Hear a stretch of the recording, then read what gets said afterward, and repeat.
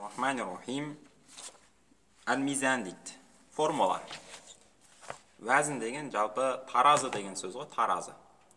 Al-mizan таразы. Араб кәлималарының мизаны дейді. Араб сөздерінің формуласы, таразысы мынандай дейді. Фа, айн, лам. Үшеуі не? Формула. X, Y, Z деген сияқты математикада. Так, арғара не дейді? Кәлимахта дейді, яғни сөзде. Осы харіптердің тұсында болған харіптер харфул асли деп, ал осы харіптердің тұсында болмаған харіптер харп зайд деп аталады. Акрома сияқты афғала өзінде алиф харф зайд, карома харф асли дейді. Бұның бәрін естедім мен, бағана түсіндірдім. Харф асли деген не болады, харф зайд деген не болады, фаайнлам тұсында деген не ол. Оның бәрін түсіндірдім, я? Құрамында харф зайд болмаған кәлима сөз мүжаррадун деп аталады дейді. Жалаңаш деп аталады. Дораба сияқты фаала уәзінде дейді. Дораба дегенде құрамында не жоқ? Харф зайд жоқ. Онда түсіндірдім бағана. Құрамында харф зайд болған кәлима мәзид деп аталады. Акрома сияқты, я? Акрома дегенде харф мәзид қайсы?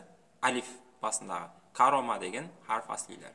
Бұны да мен бағана түсіндірдім.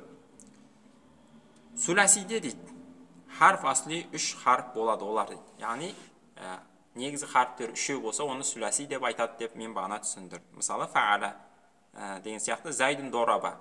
Қандай уәзінде? Зайдын деген фаалын уәзінде. Дораба деген фаала уәзінде. Рубаи де харф асли 4 дейді. Яғни, харф асли 4 болса, оны рубаи деп айтылады. Фаалала.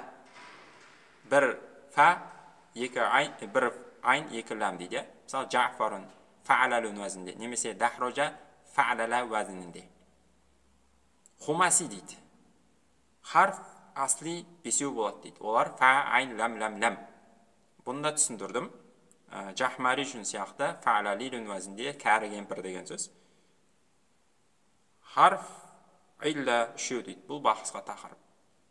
Яғни, бұл кітаптағы мәселелер қысқа түсіндіргем. Бұның бәрі, бұл кітаптағы нәрселер түсіну үшін алдыңғы бағанағы видеоларды көру керексіз. Сол жерде мен естедім, бұл кітаптағы мәселелерді түсіндіріп қойдым. Ахридауан алхамдулиллахи раббил аламин. Түсініксіз болса сұраймыз. Мынау неге деген түсініксіз болып кетті деп, түсініксіз болса мына жерлерін сұраңыздар.